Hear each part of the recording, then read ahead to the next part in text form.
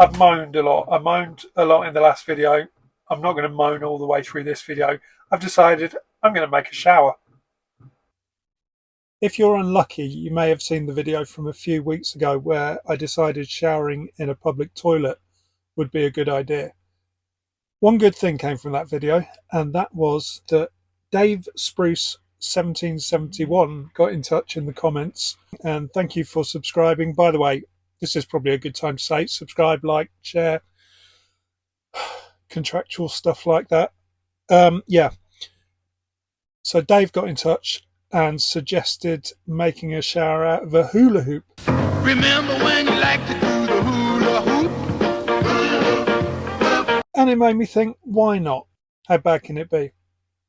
So what are the ingredients to make a hula hoop shower? 1 hula hoop, colour of your choice. A shower curtain.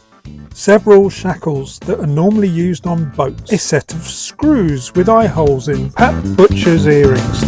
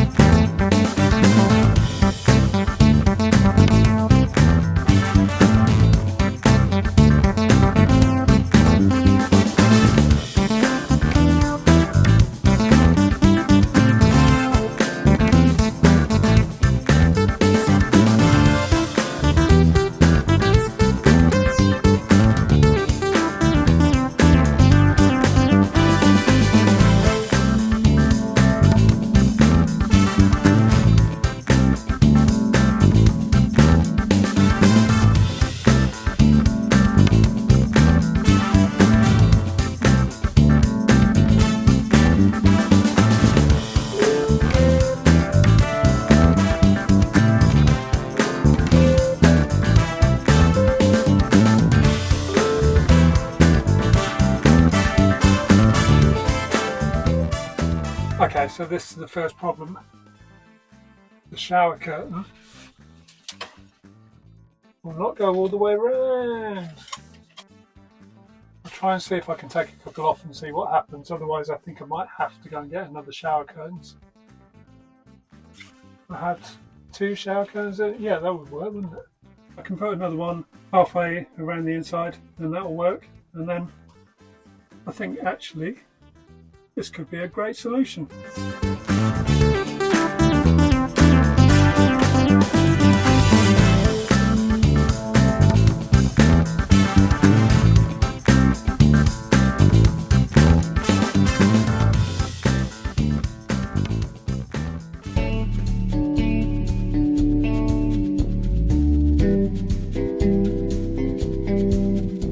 In the last video, I talked about the fact that every time I go to a mechanic, it always seems to be an absolute nightmare.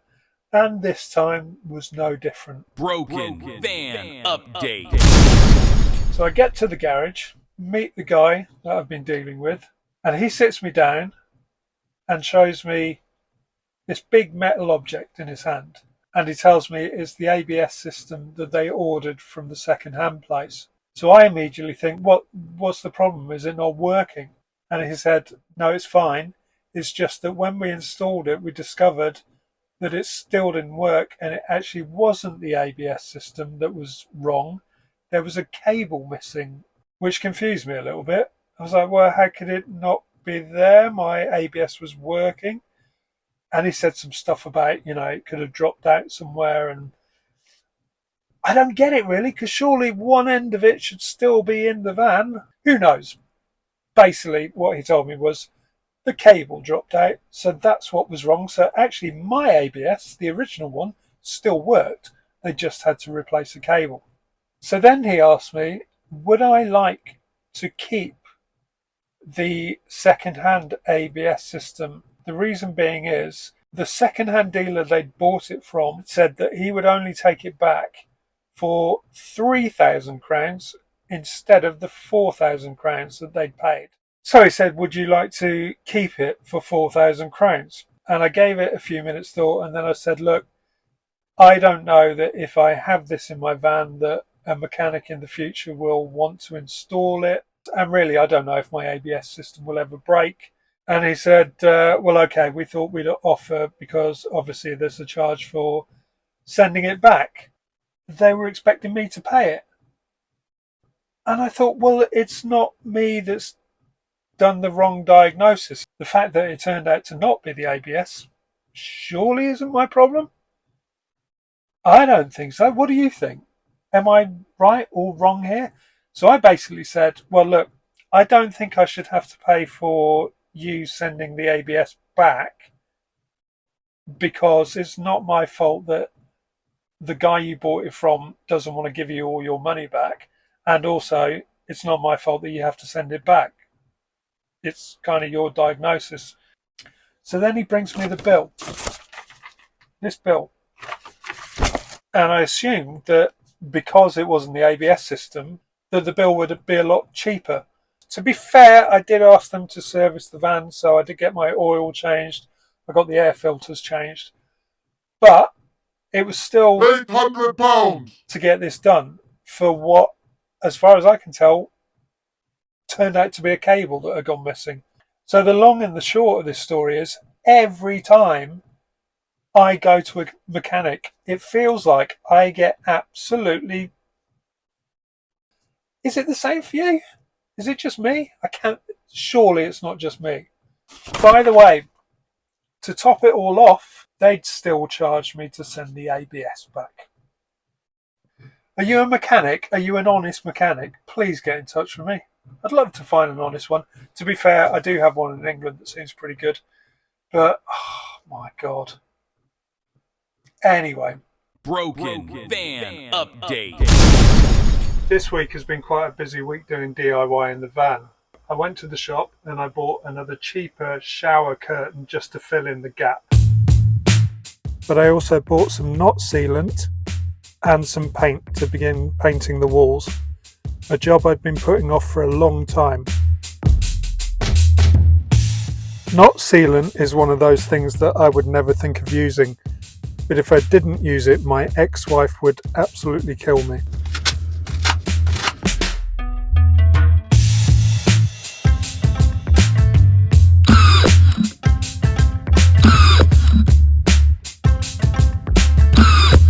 Two coats of paint so far on the bulkhead wall. To be honest, it looks a bit rubbish, but I think maybe another coat or two and it should be alright.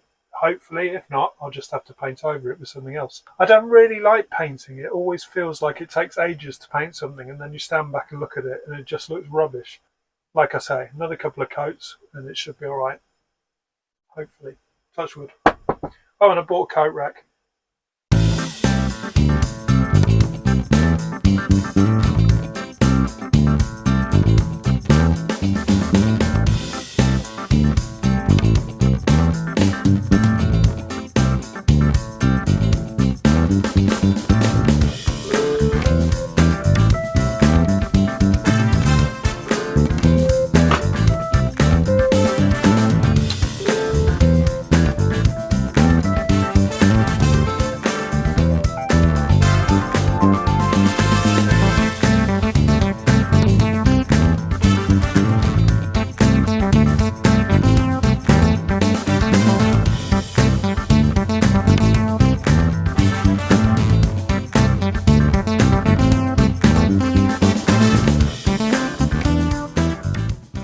So I am calling it. The hula hoop shower was a complete success. I already had the USB shower, which I bought about a year ago, just after I got the van.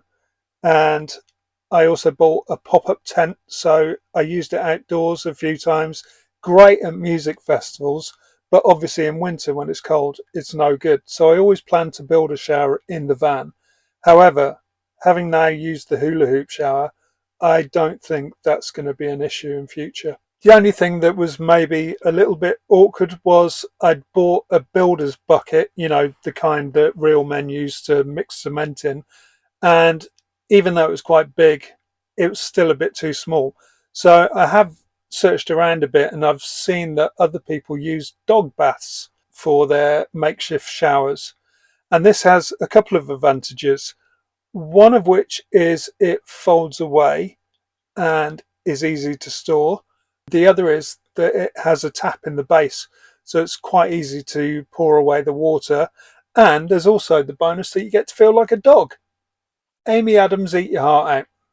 If you've watched this nonsense this far, thank you very much. This video was a little bit delayed. I meant to get it out earlier, but to be honest, the last couple of weeks have been a bit of a nightmare behind the scenes. So sorry about the delay in the unlikely event that you were waiting for another video from me.